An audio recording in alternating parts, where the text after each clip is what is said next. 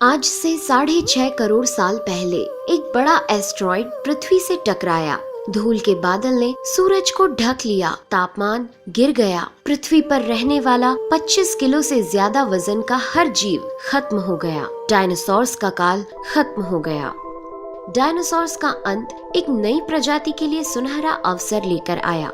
ये प्रजाति थी मैमल्स की।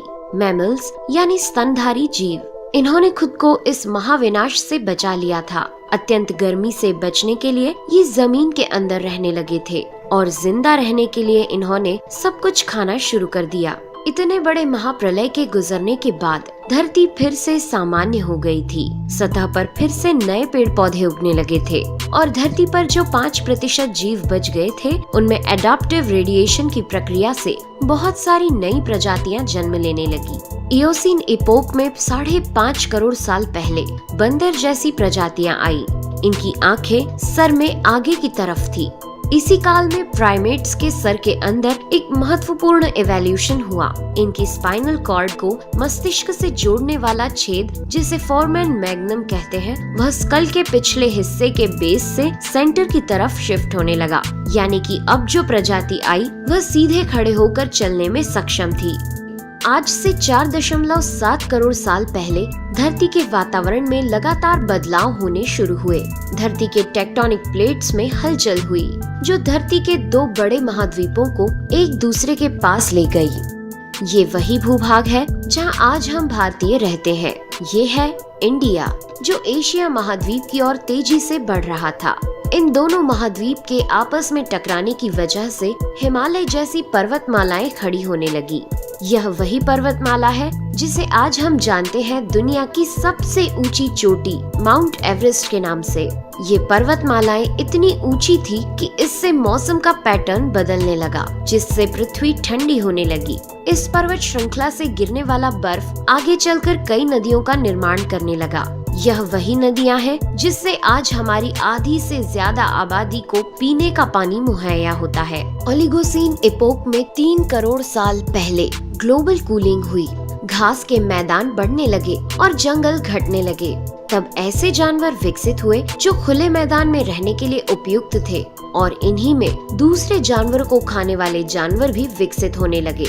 1 करोड़ साल पहले पृथ्वी वह रूप लेने लगी थी जिसे आज हम देख रहे हैं। धरती का वातावरण लगभग पूरी तरह से आज के समान बन चुका था और धरती के सारे महाद्वीप लगभग पूरी तरह से जाने पहचाने थे। लेकिन परिस्थितियां फिर बदलने लगी। 40 लाख साल पहले धरती की टेक्टोनिक प्लेट में एक बार फिर से हलचल हुई और अफ्रीका के पूर्वी इलाकों में एक नई पर्वत श्रृंखला का निर्माण हुआ। ये पर्वत श्रृंखला थी ईस्ट अफ्रीकन रिफ्ट वैली। इस पर्वत श्रृंखला के उभर जाने से यहाँ के हरे भरे जंगलों में आने वाली मौसमी हवा का मानसून पूरी तरह रुक गया और इस वजह से यहाँ के जंगलों में बारिश आनी बंद हो गई। यहीं इसी जंगल में रहते थे द ग्रेट एप्स। ये हैं हमारी काफी दूर के रिश्तेदार। हमारे ये पूर्वज कहलाते हैं पेरोलापिथिकस या पेरोला। हमारे परिवार की शुरुआत इसी ग्रेट एप्स से हुई। पेरोला पेड़ों पर रहते थे और फल खाते थे।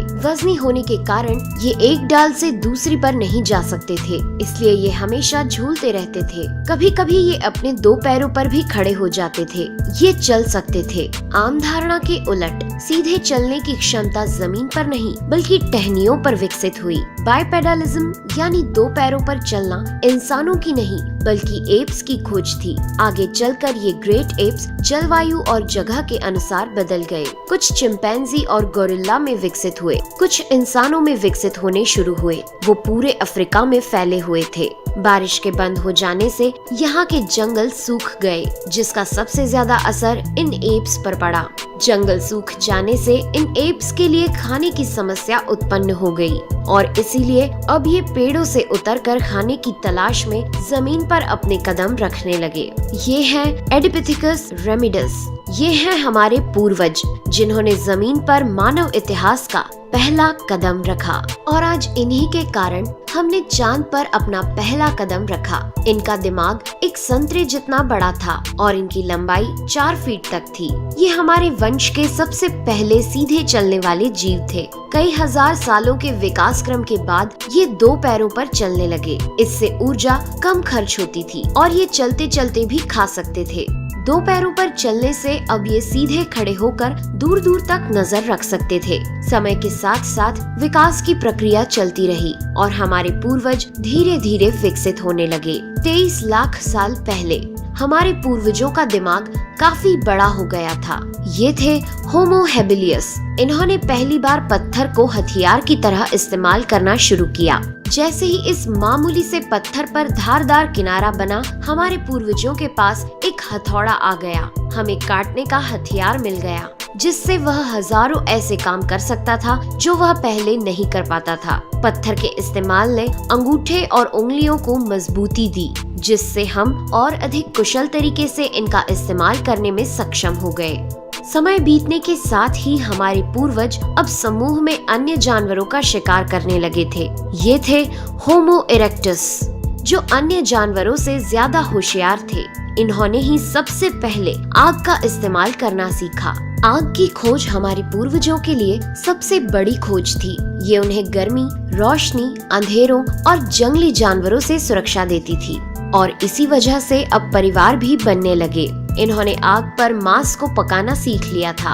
आग पर खाना पकाने का मतलब था कि मांस को चबाने और पचाने में ऊर्जा का कम खर्च होना और इसी वजह से ये ऊर्जा अब इनके दिमाग में खर्च होने लगी और इन्हें कैलोरी और ज्यादा ताकत मिलने लगी, जिससे हमारे पूर्वजों का दिमाग काफी बड़ा हो गया। 2 लाख साल पहले आज के इंसान ने अपना रूप ले लिया था। लैरिंग्स यानी आवाज की जो नली हमारे पूर्वजों में गले के ऊपर थी, वो नीचे आ गई थी। अब हम ज्यादा जटिल आवाजें निकाल सकते थे। हमने बोलना शुरू कर दिया था। पहली बार कोई जानकारी एक से दूसरे इंसान तक या एक से दूसरी पीढ़ी तक पहुंचने लगी थी। यही वो आखिरी विकास क्रम था जिसके बाद विकसित होकर हम बने। हम यानी होमो सेपियंस। 1 लाख साल पहले इंसान कहीं भी जा सकता था। हमारे पास फुर्तीले हाथ और प्राचीन हथियार थे। हम बात कर सकते थे, आग को काबू में रख सकते थे। अब हम अपने अफ्रीकन घर को और बड़ा कर सकते थे। महाद्वीप यानी कॉन्टिनेंट खिसके तो अफ्रीका और यूरेशिया जुड़ गए और उससे बनी एक बहुत बड़ी जमीन जिसका नाम था एफ्रो यूरेशिया। इंसानों के दूर दूर जाने से बहुत बड़ा बदलाव आया। अब हम एक महाद्वीप से दूसरे महाद्वीप में रहने लगे। इसकी वजह से हम उन चीजों से बचे हुए थे जिसकी वजह से वानरों के मुकाबले दूसरे बड़े स्तनधारी हमेशा के लिए खत्म हो गए। करीब 50,000 साल पहले आइस एज शुरू हो गया और नॉर्थ पोल से आगे बढ़ने लगा। उसी वक्त इंसान चाइना और ऑस्ट्रेलिया तक पहुंच गया था। 30,000 साल पहले इंसान पहली बार यूरोप पहुंच गए। जब बर्फ अपने चरम पर थी, तब इंसान अपनी खोज में नॉर्थ ईस्ट साइबेरिया के बर्फीली टंडा तक पहुंच गया। आइस एज के इतने कठिन दौर में भी इंसान हर उस हुनर का विकास कर रहा था जिससे कि वो सच्चे मायनों में इंसान बन सके। हमने खुद को उस माहौल में ढाल लिया। हम ज्यादा समझदार हो गए। उसके बाद हमने पूरी दुनिया में अपनी बस्तियां बसा ली। समुद्र किनारे से पहाड़ की चोटियों तक, हरे भरे मैदानों से लेकर पथरीले इलाकों तक हर जगह इंसान थे। हमारा हुलिया, त्वचा, बाल और आँखों का आकार जलवायु और जगह के अनुसार बदल गया। हमने अपनी आवश्यकता के हिसाब से खेती शुरू की और जानवरों को पालना शुरू कर दिया। हमने कस्बों और शहरों का निर्माण शुरू किया। उसके बाद हमारी सभ्यता और संस्कृति का जन्म हुआ।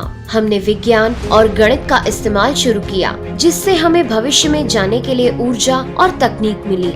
ये है हमारा समय। अब हम पूरी तरह विकसित हैं। हमारे जैसा इस धरती पर अब कोई जीव नहीं। आज हम जानते हैं कि हम कौन हैं, कहां से आए हैं, लेकिन ये तो बस शुरुआत है। अभी हमारा सफर खत्म नहीं हुआ है। हमें अभी और आगे जाना है, आने वाली चुनौतियों का सामना करना है और खुद को और विकसित और आधुनिक बनाना है। दोस्तों आज के एपिसोड में बस इतना ही। वीडियो अच्छा लगा हो तो प्लीज लाइक करें और चैनल को सब्सक्राइब कर हमारा सपोर्ट जरूर करें। यदि आप नए हैं तो इस चैनल पर हमारे बाकी वीडियोस भी विजिट जरूर करें।